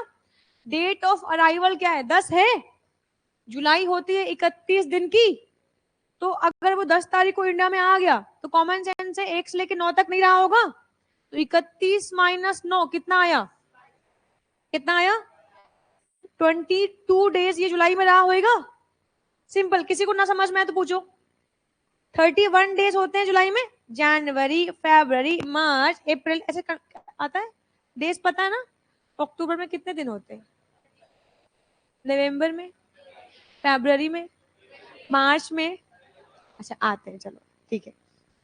ओके, तो जुलाई में 31, 10 को अराइवल है ना इसका, तो 10 को तो स्टे इन इंडिया काउंट करेंगे ना, तो इसका मतलब 9 दिन नहीं करेंगे, तो 31 माइनस 9 22। ठीक है, चलो ये आ गया।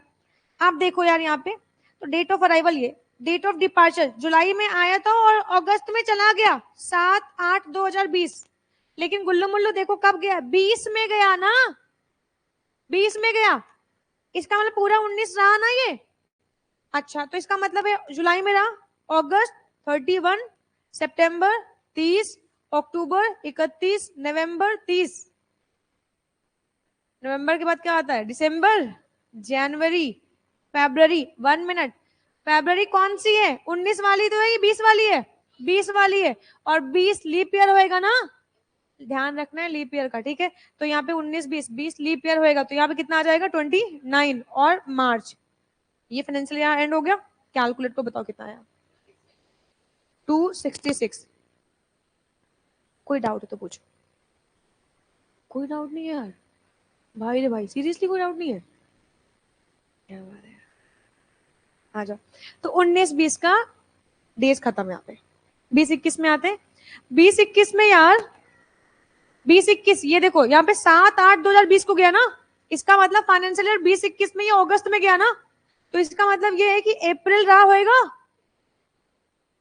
अप्रैल, मई में रहा होएगा, जून रहा होएगा, जुलाई रहा होएगा, अगस्त कब गया 7 को, तो 7 को कंसीडर करूं या ना करूं, डेट ऑफ अराइवल भी कंसीडर होएगी और डेट ऑफ डिपार्चर भी कंसीडर होएगी, तो इसका मतलब है 7 को कंसीडर कर लू।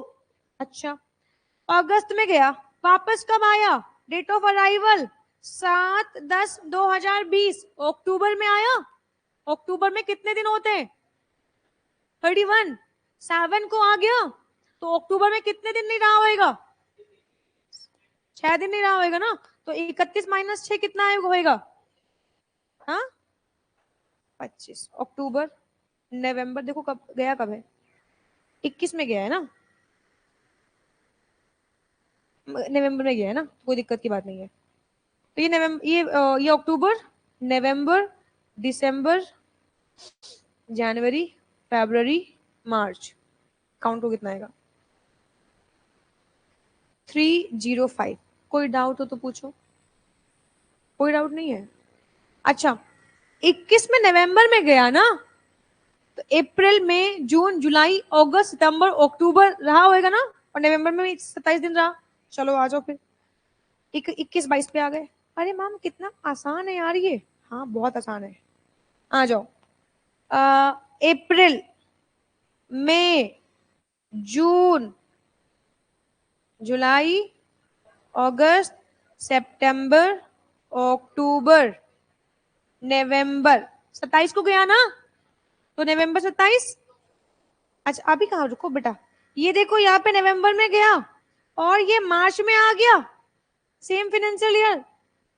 हाँ 21-22 ना, यस 21-22 है ना, तो सेम फाइनेंशियल ईयर मार्च में आ गया ना 1 तारीख को, तो इसका मतलब ये है कि ये मार्च में भी कितना रहा, कितने दिन रहा, क्या बात करो 31 रहा, अभी 1 को आया है ये, बताओ कितना आएगा, 1 कंसिडर करेंगे, ठीक। हाँ 272 ही तो आया। ये कहानी समझ में आई क्या, आ जाओ गुल्लू मुल्लू, ये मार्च में आया और अब कब गया है, फरवरी में गया ना, तो इसका मतलब ये है कि अप्रैल, मई, जून, जुलाई, अगस्त, सितंबर, अक्टूबर, नवंबर, दिसंबर, जनवरी, फरवरी। 1 को गया है क्या फरवरी को, भगवान भला करे तेरा। आज अगर ये औरत नहीं होती तो क्या होता, बता भाई कितना है,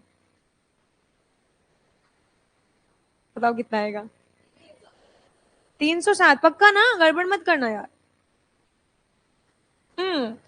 फिर अब हम आगे, वाह मैम खत्म हो गया, लास्ट ईयर है 23-24 पे आ गए। हाँ मैम, इसके बाद क्लैपिंग भी करेंगे यार, है ना। 23-24 कब आया है, मई में, बोलो हाँ। कौन सी मई को आया, 10th मई को, और गया कब है, मार्च में ना। चलो आ जाओ, तो मई में कितने दिन होते हैं यार, 31, 10 को आ गया ना, 31 माइनस 9 कितना आया, मई, जून, जुलाई, अगस्त, सितंबर, अक्टूबर, नवंबर, दिसंबर, जनवरी, फरवरी। 24 लगेगी क्या फरवरी? कितना आएगा? 24 वाली 29 की होगी। मार्च 30 दिन रहा ना, 30 को चला गया है, बताओ कितना आएगा? हाँ 326। वाह मैम वाह, हमने निकाल लिया, बहुत बढ़िया, बजाओ क्या, बहुत बढ़िया, क्या बात है, क्या बात है, बहुत बढ़िया, बहुत बढ़िया। हमने सारे ईयर का डेटा, जो डेटा था उस डेटा के हिसाब से हमने डेज कैलकुलेट कर लिए, है ना। देखो अपने आप को खुद ही अप्रिशिएट करना पड़ेगा, कोई थर्ड पार्टी नहीं आएगा अप्रिशिएट करने के लिए ना, तो इसलिए मैंने कहा खुद ही कर लेते हैं यार। अच्छा ये बताओ, क्या इस ईयर में 21-22 में मिस्टर कौन है यार ये? क्या मिस्टर एक्स 19-20 में रेजिडेंट इन इंडिया रहे हैं? है रेजिडेंट? कौन सी कंडीशन से? रेलिवेंट प्रीवियस ईयर में 182 दिन और मोर, तो ये हो गए रेजिडेंट। गुल्लू मुल्लू एक बात बताओ, क्या ये ROR भी होंगे या RNOR होंगे? ROR नहीं हो सकते मैम, क्योंकि मैम पहली बार ये भारत कब आए हैं? 19-20 में आए हैं, उसके पहले तो है ही नहीं इंडिया में ना, तो उसके पहले का डेटा ही नहीं है, मतलब उसके पहले उन्होंने स्टे इन इंडिया किया ही नहीं। जबकि ROR बनने के लिए आपको स्टे इन इंडिया, मतलब 7 प्रीवियस ईयर में 730 डेज, तो इसका मतलब वो कंडीशन कंप्लाई नहीं होगी, क्योंकि इस साल के पहले तो कभी आए ही नहीं ना, तो ये इस केस में तो ROR बन ही नहीं सकते। क्या बनेंगे ये समझ में आ रहा क्यों मैंने RNOR लिखा है? अच्छा यहाँ पे बताओ मुझे, ये रेजिडेंट होंगे या नॉन रेजिडेंट? और रेजिडेंट के बाद ROR होंगे या RNOR होंगे? हाँ RNOR होंगे, तो रेजिडेंट तो हो गए, क्योंकि 182 दिन स्टे इन इंडिया कर लिया। अब एक मिनट, अब पूरा फोकस करो, अभी ROR है या RNOR है? तो यार इसके लिए ना मेरे को देखना पड़ेगा, तो मेरे को ना 7 सालों का डेटा चाहिए क्या, कोई मतलब 730 दिन चाहिए और 2 साल रेजिडेंट चाहिए। तो अल्टीमेटली ना इस साल तो इन्होंने 305 रहा, पिछले साल 266 रहे, तो 730 दिन और वो वाली कंडीशन कंप्लाई नहीं हो रही 10 सालों वाली, तो कुल मिला के इस साल भी ये क्या है? RNOR है। यहाँ पे देखो ये क्या होंगे? R होंगे, फिर आप देखते हैं ROR होंगे या RNOR होंगे। अब बहुत ध्यान से देखो, एक मिनट रुक जा भाई। अच्छा यहाँ पे मैंने ये काटना था और ये लगाया था, ये लगाया था, ये काटना था। अब यहाँ पे देखो, क्या 305 और 266 को ऐड करो जरा, कितना आएगा?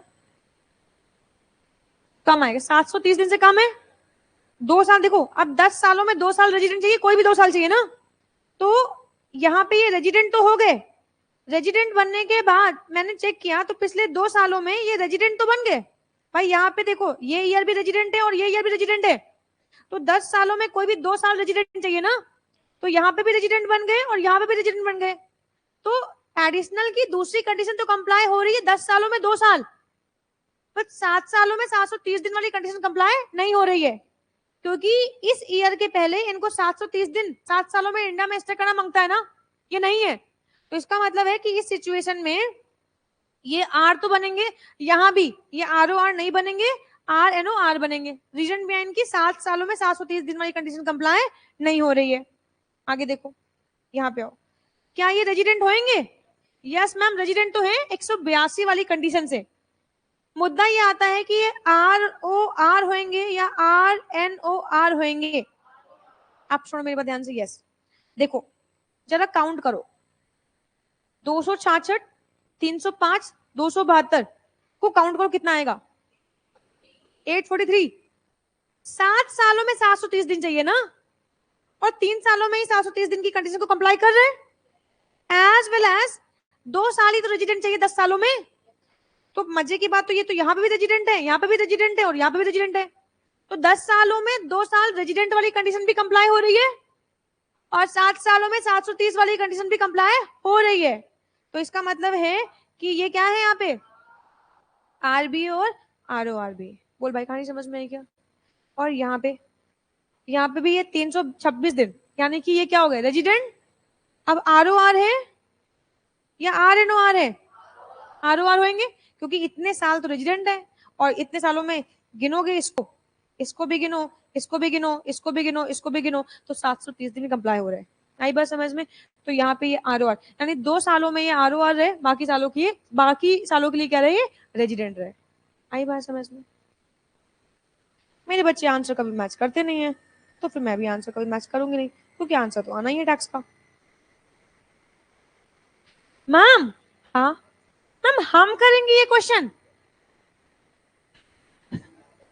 चलो निकालो रजिस्टर, चलो, और फटाफट कैलकुलेटर पेन सब निकालो और फटाफट करके दिखाओ।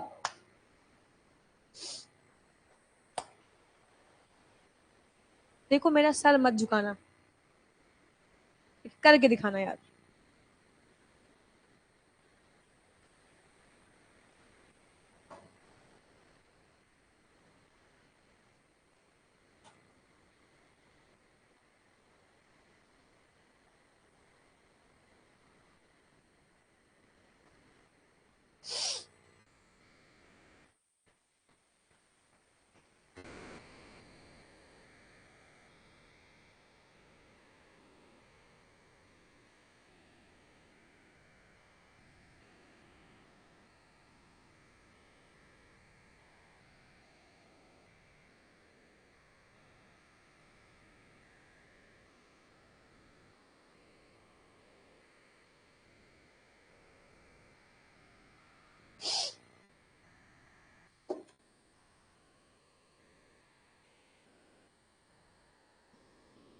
आ रहा है।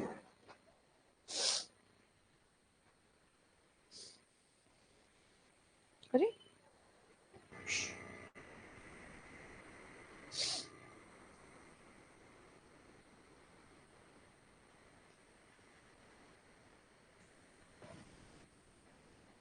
बहुत ध्यान से देखना, इस क्वेश्चन में गेम है। हाँ, अपना अपना काम करो। मैं एक बार देखना चाहती हूँ कि आप लोग कितने अच्छे से क्वेश्चन पढ़ रहे हो, क्योंकि मान लो मैंने यही कॉन्सेप्ट पढ़ाया और ऐसा कॉन्सेप्ट मैंने क्लास में नहीं करवाया और एग्जाम में आ गया, तो क्या करके आओगे, मैं देखना चाहती हूँ।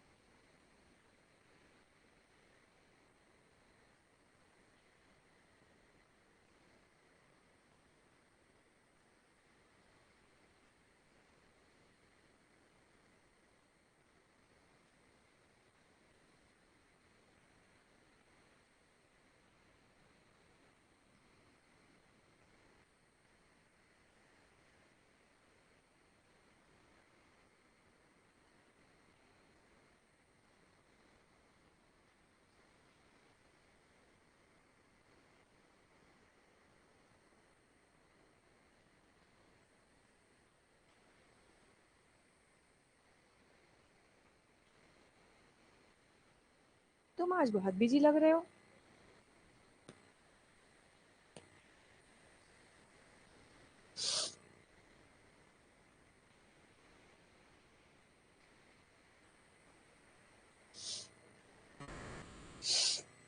मैं करवाऊं क्या?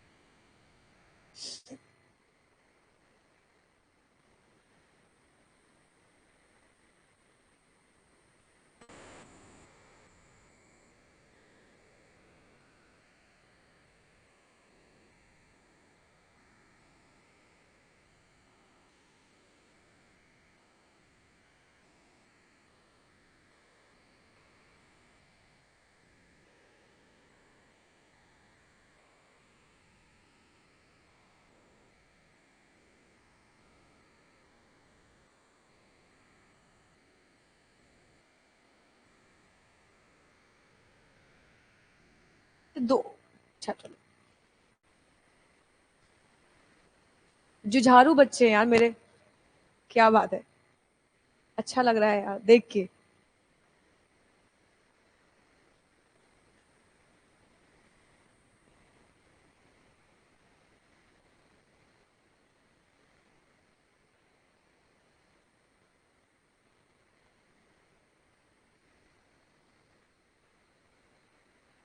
हो गया तुम्हारा? 20-21 में कितने दिन आ रहे? 144।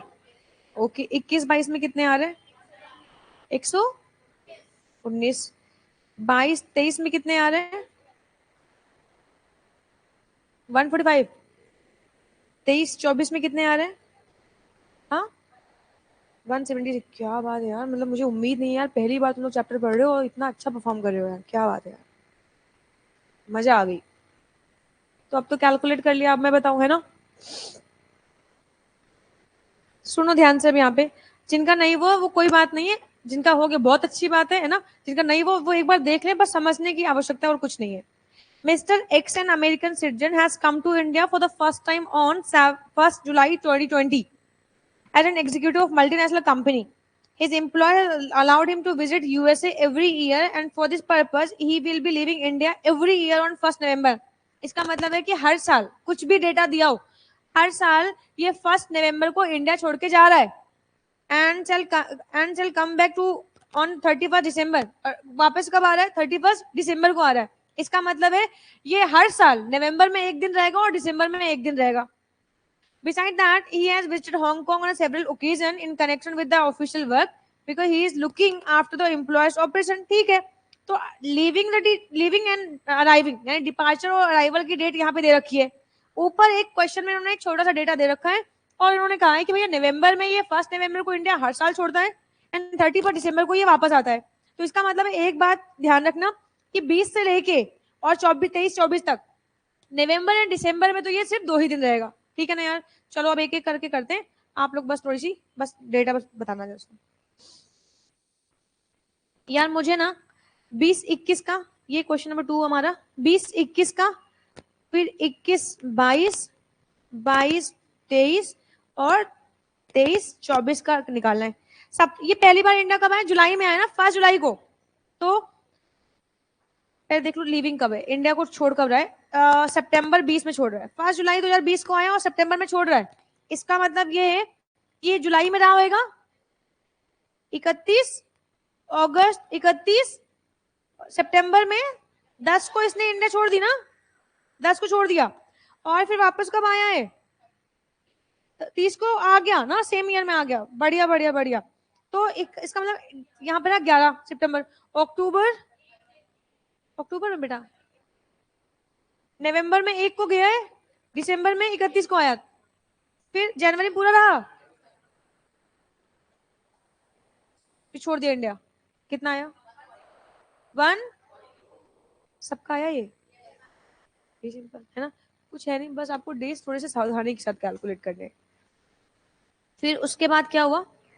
इसने इंडिया छोड़ दिया है 7 फरवरी को, फिर आया कब? वापस आया है 8/5/2021 को, 8/5/2021 को आया है, फिर जुलाई में गया है ना, तो इसका मतलब है 8 को आ गया, तो मई में होते 31 दिन, 7 दिन नहीं रहा ना, तो कितने दिन रहा? 24। तो मई, जून, जुलाई में 11 दिन, फिर उसके बाद जुलाई में इसने छोड़ दिया इंडिया 11/7 को, है ना?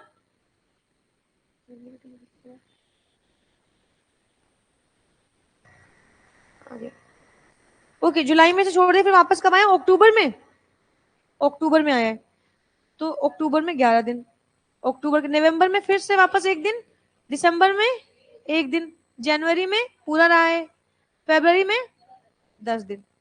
कितना आया? 119। 22-23।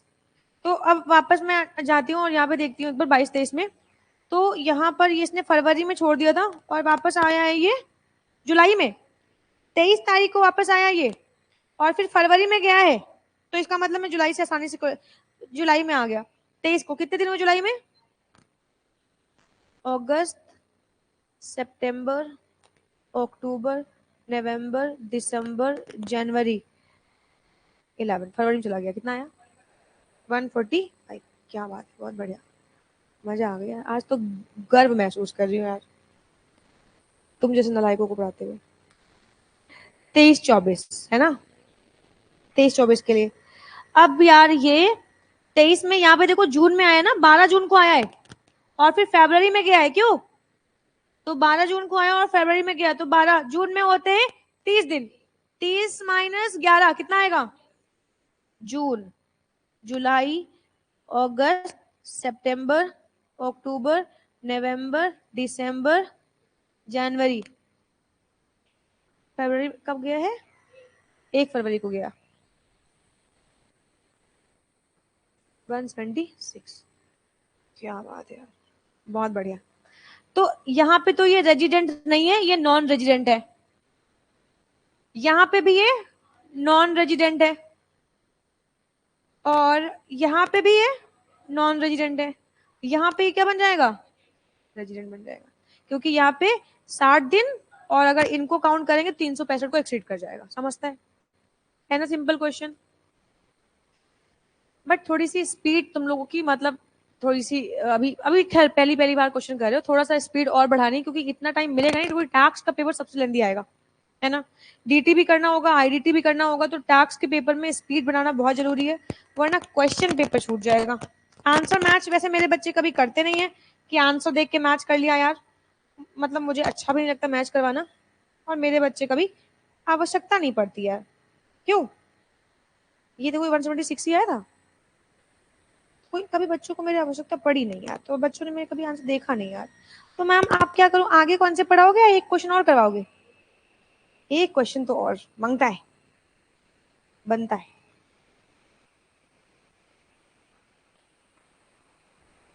आओ बच्चों, तुम्हें, मैम कितना अच्छा है ना, कितने सारे क्वेश्चन है प्रैक्टिस के लिए। हाँ, चलो फिर इसी बात पे करके दिखाओ ये वाला। हम आंसर हाइड करोगे कि हम देख ले? कभी मेरे बच्चे आंसर नहीं देखते हैं, बट मैं फिर भी हाइड करूंगी। चल,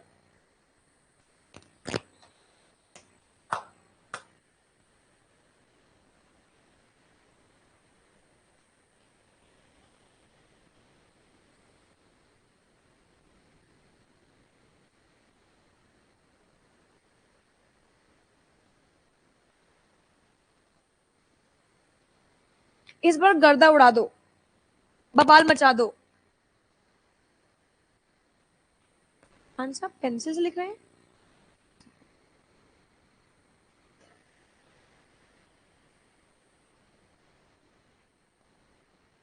देविका मैम इस बार ना बवाल मचा दीजिए, ठीक है ना? देविका मैम,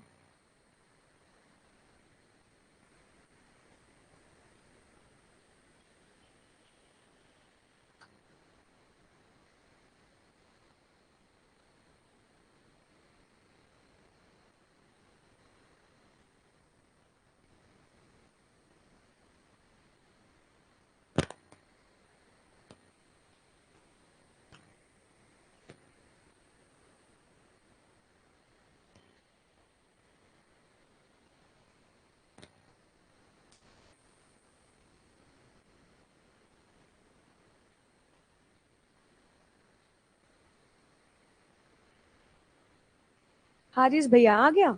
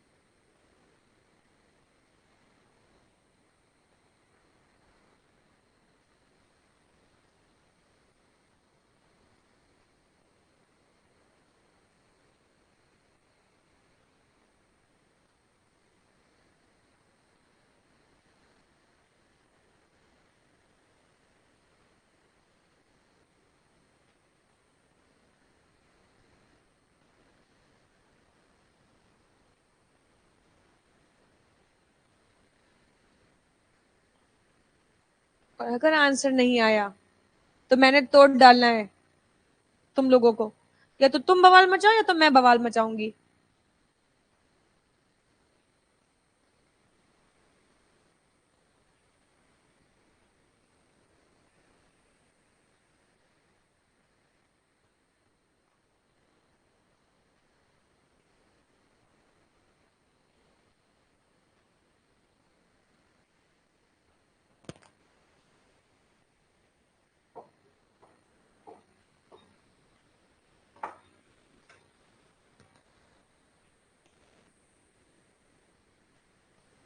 अभी तक तुम्हारा आंसर नहीं आया।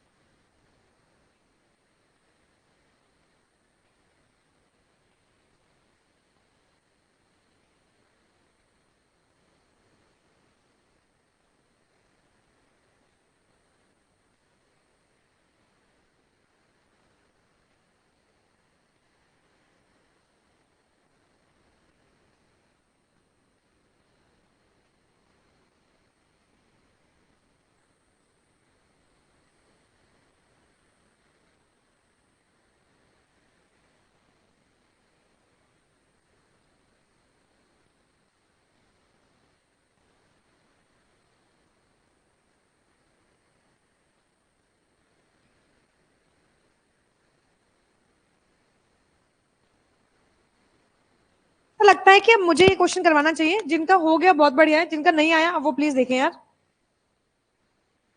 हमें निकालना है 19-20 से, इतना ही समय मिलेगा बेटा बस। 19-20, 20-21, 21-22, 22-23 और 23-24। तो यहाँ पे हम लोग कर लेते हैं कैलकुलेशन और आ जाओ देखते हैं भैया कितने दिन होंगे। पहली बार इंडिया कब आया? जुलाई। और वापस कब गया है? दिसंबर में गया है ना। तो जुलाई रहा पूरा, जुलाई, अगस्त, सितंबर, अक्टूबर, नवंबर में गया ना।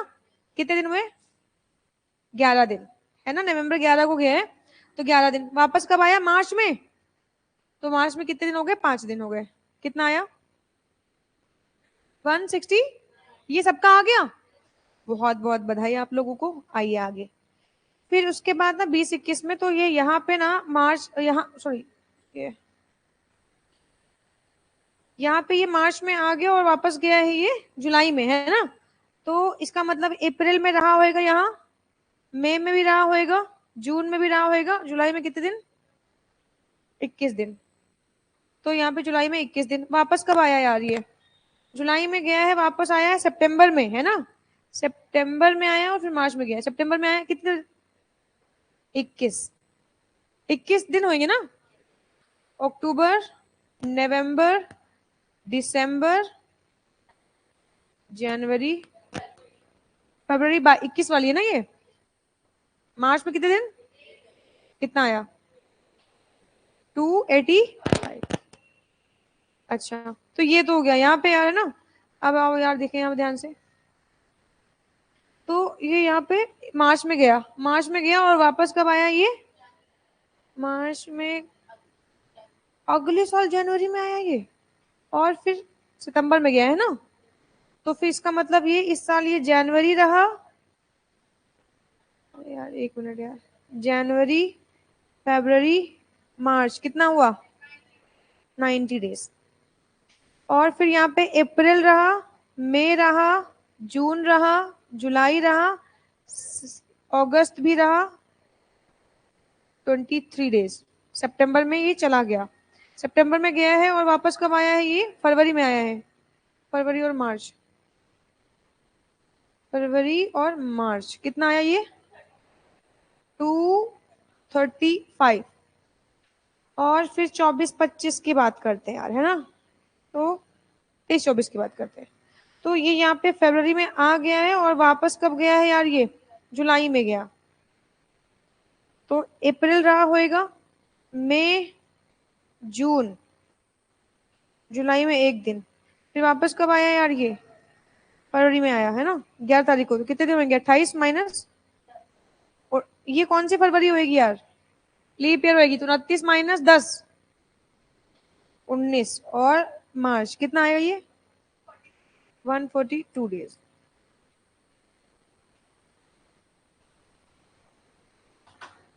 ये दूसरा क्वेश्चन तुम्हारा। तो यहाँ पे रेजिडेंट नहीं है, नॉन रेजिडेंट है, यहाँ पे ये रेजिडेंट है, यहाँ पे ये 285 और 169 कितना आएगा, 454 हो गए। तो फिर यहाँ पे 90 डेज था, तो 60 दिन की कंडीशन यहाँ पे कंप्लाई करेंगे और इन 2 सालों को जोड़ेंगे तो 365 से ज्यादा आ रहा है। तो इसका मतलब यहाँ पे भी ये रेजिडेंट हो जाएगा, है ना। मतलब एक में नॉन रेजिडेंट है, यहाँ रेजिडेंट है, यहाँ रेजिडेंट है, यहाँ पे भी रेजिडेंट हो गया और यहाँ पे भी रेजिडेंट हो जाएगा, ठीक है ना यार। तो ये कहानी है कुछ इस प्रकार यार, बट टाइम अभी भी लग रहा है।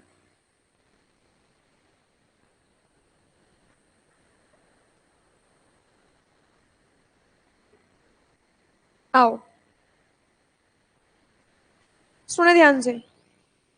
तो यहाँ पे ना मैंने आपको रेजिडेंट का रेजिडेंशियल स्टेटस कैसे डिटरमिन होगा मैंने आपको सिखा दिया। एक बार फटाफट फिर से रिवाइज करो, फिर आगे बढ़ेंगे।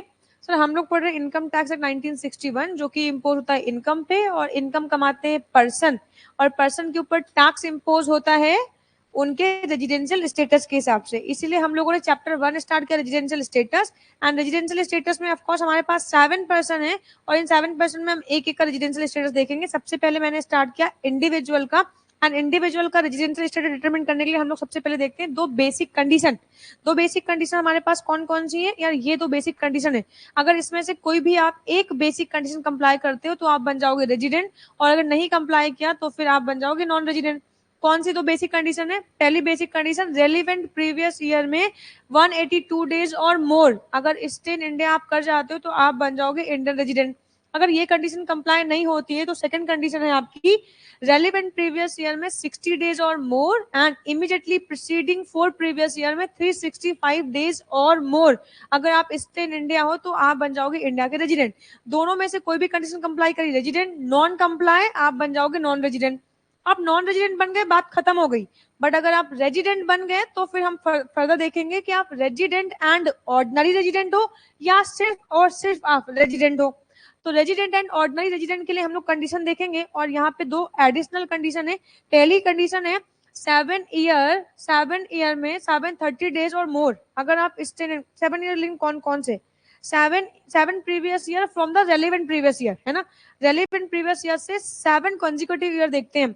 अगर 7 कंसेक्यूटिव ईयर में आप 730 days or more stay in India करते हो, and 10 year from the relevant previous year, 10 consecutive financial year देखते हैं। इसमें से 10 ईयर में कोई भी 2 ईयर अगर आप रेजिडेंट इन इंडिया रहते हो तो दोनों कंडीशन को एक साथ कंप्लाई करोगे तो आप बन जाओगे रेजिडेंट एंड ऑर्डिनरी। और अगर कोई एक कंप्लाई कर रहे हो, एक नहीं कंप्लाई कर रहे हो, दोनों ही कंप्लाई नहीं कर रहे हो, तो आप क्या बन जाओगे? Resident but not ordinary resident, है ना।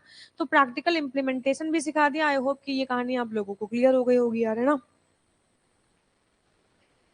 इसके बाद क्या देखेंगे?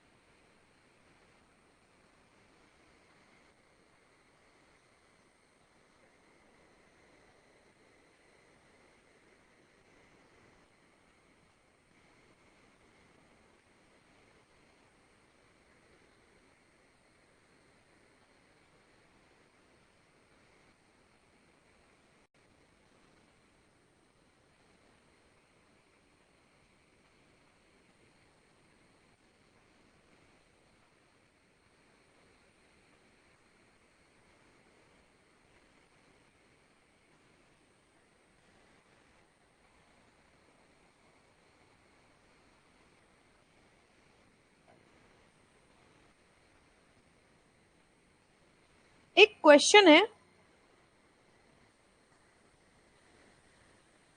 ये क्वेश्चन है, इसमें सारे क्वेश्चन को इग्नोर करो, आप पूरे क्वेश्चन को इग्नोर करो। यहाँ पे दो बहनें, Mrs X and Mrs Y, है ना। ये दो बहनें, मुझे जरा इनका रेजिडेंशियल स्टेटस निकाल के दिखाओगे?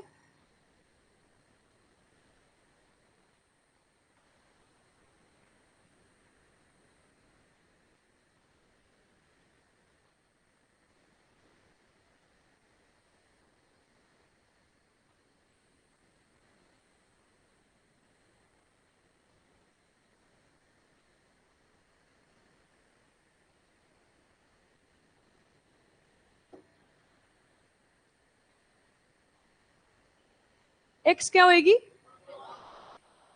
और वाई क्या होएगी? रेजिडेंट। लेकिन आर ओ आर नहीं होएगी, है ना। मैंने मुक्का मार देना तुम लोगों को, आर ओ आर होएगी ना, क्योंकि वो तो इंडिया में ही सेटल्ड है ना। तो फिर ऑफ कोर्स कोई भी 2 साल 3 साल ही रह जाओगे तब भी तो आप आर ओ आर बन जाओगे ना। तो ये तो मिसेस वाई जो होंगी वो क्या होंगी, और मिसेस एक्स क्या होंगी? अभी काम करना पड़ेगा इस पे, अभी इस पे काम करना पड़ेगा, क्योंकि तुम लोग कांड कर सकते हो यार, कोई भरोसा नहीं तुम लोगों का। चलो, कोई भरोसा नहीं तुम लोगों को बेटा। एक क्वेश्चन और करो। क्या कुछ कहा गया? हाँ, कुछ कह सकते हो तुम लोग भला? नहीं कह सकते हो, तुम्हारे पास आर्टिकल 19 है, आर्टिकल 21 है, फंडामेंटल राइट्स है तुम्हारे पास, है ना। Freedom of speech and expression, है ना। Right to life, liberty and all and all and all. चलो कॉन्सेप्ट पे आओ। चलो, ये क्वेश्चन है यार। ये कौन पूछ रहा है, ये क्या है? अरे यार ये क्वेश्चन है, ये ईयर है 1 2 3 4 इतने, है ना। और ये मतलब ये सिचुएशन है, situation 1, situation 2, situation 3, situation 4, situation 5 6 7 8 9 10, और ये ईयर्स है। और मिस्टर एक्स, है ना। आप पटाख निकाल के दिखाओ, 23 24 में क्या है, 24 25 में। ऐसे देखना, ऐसे मत देखने लगना यार, समझ रहे हो। कोई भरोसा नहीं तुम लोगों का, एग्जाम में क्वेश्चन आए तो क्वेश्चन ही समझ में ना आए। पहले में आर होगा, आर ओ आर होएगा।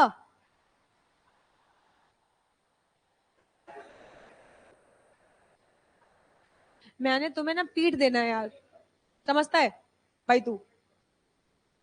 अभी तुमको दिख नहीं रहा है यार, कितना कितना साल कितने बड़े बड़े बड़े फिगर्स में रह रहा है ये। मेरे चक्कर में मत पड़ना, आंसर देख लो यार तुम लोग ढंग से।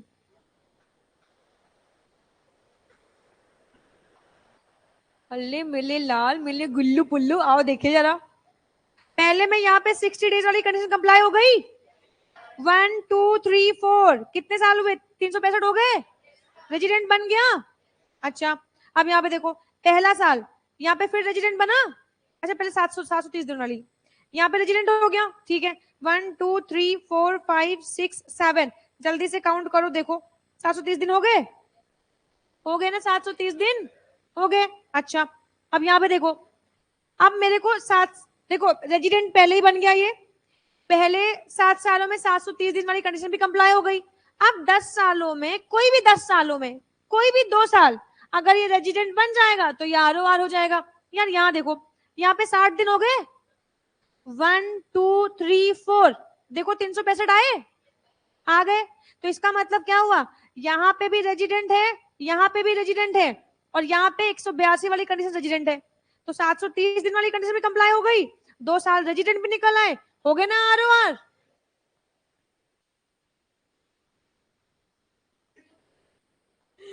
चलो अभी सेकंड कंडीशन करके दिखाओ, कैलकुलेट कर लो।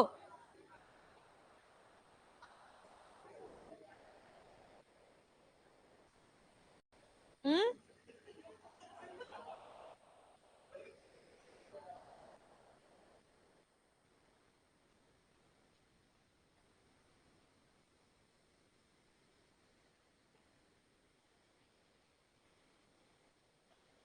देखो देखो, पिटने वाला तुम लोग काम मत करो यार बेटा, सुन लो ध्यान से। 182 दिन हो गए रेजिडेंट, यहाँ पे 60 दिन, 1 2 3 4, देखो 365 हो गए ना 365।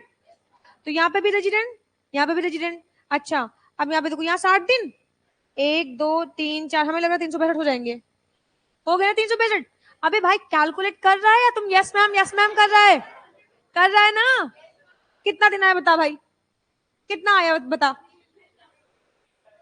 376, यस हो गया। तो 2 साल में रेजिडेंट, 10 सालों में 2 साल रेजिडेंट मांगता है, एंड 7 सालों में 730 दिन मांगता है। देखो बड़ा बड़ा फिगर है, तो इसका मतलब 730 दिन हो जाएगा, समझता है, सब समझता है। तुम लोग स्मार्ट हो गया मेरे साथ रहते रहते। 60 दिन, 1 2 3 4, हो गया 362, हो गया रेजिडेंट। अच्छा, यहाँ पे भी रेजिडेंट हो गया, यहाँ पे 60 दिन, 1 2 3 4, हो गए 362, हो गए ना यार, पानी का दाम का दाम।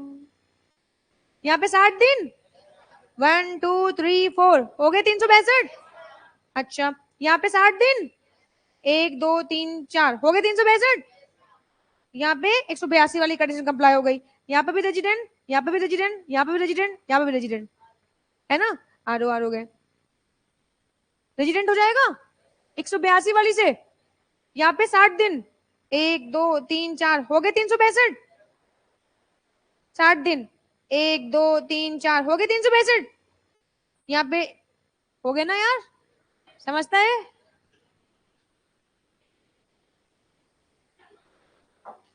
अभी तुम लोगों को समझ में आ गया, चलो इसका करके दिखाओ, ये वाला, यहाँ बताओ क्या होएगा।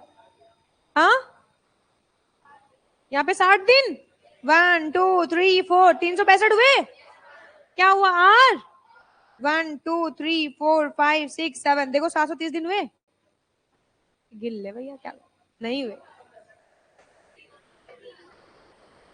कितने हुए, 360 ही हुए, 730 दिन नहीं हुए। यहाँ पे क्या हो जाएगा, NR हो जाएगा, समझता है।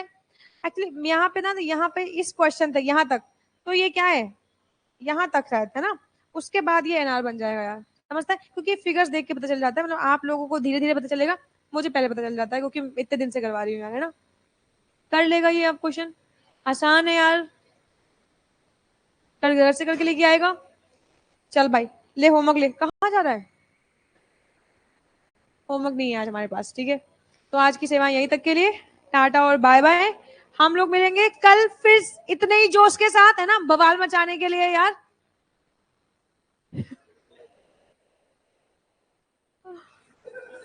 क्या कह रहा है।